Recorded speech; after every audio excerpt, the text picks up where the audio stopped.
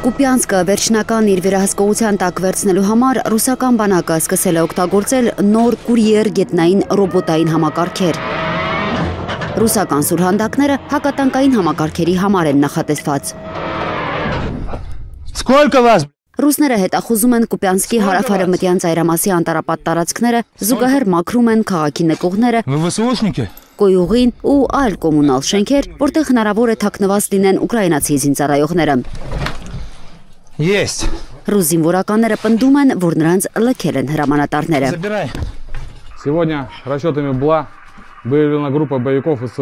Այսօր մեր անօթաչուները հայտնաբերել են Ուկրաինայի զինված ուժերի զինյալների մի խումբ, որը թաքնվում էր Օսկոլ գետի երկայնքով գտնվող անտառապատ տարածքում։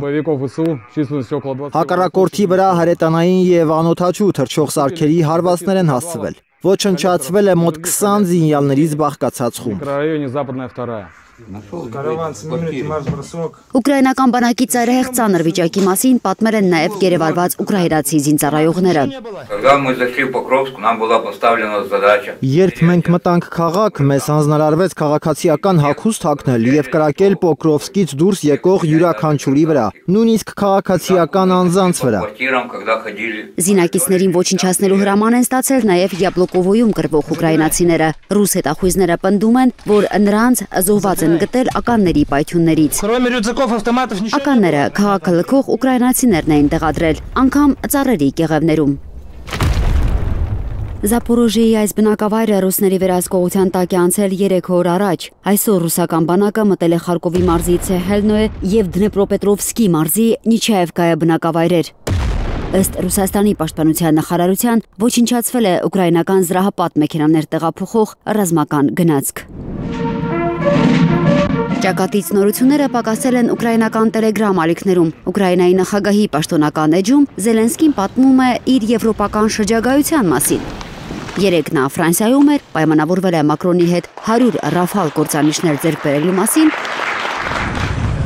Այսօր Իսպանիայում է։ Վաղը Թուրքիա կգնա։ Ըստ Ռոյթերսի, չորեքշաբթի Թուրքիա կգնա նաև ամենահատուկ բանագնաց Ուիտքոֆը Զելենսկիի հետ քննարկելու բանակցությունների վերսկսումը։ Ռուսներն այդ բանակցություններին հրավիրված չեն։ Կրեմլի խոսնակ Դմիտրի Պեսկովը հայտարարել է, որ ռուսական կողմը սպասվող բանակցությունների մասին տեղեկություն չի ստացել, բայց կսպասի այդ եռակողմ հանդիպման արդյունքներին։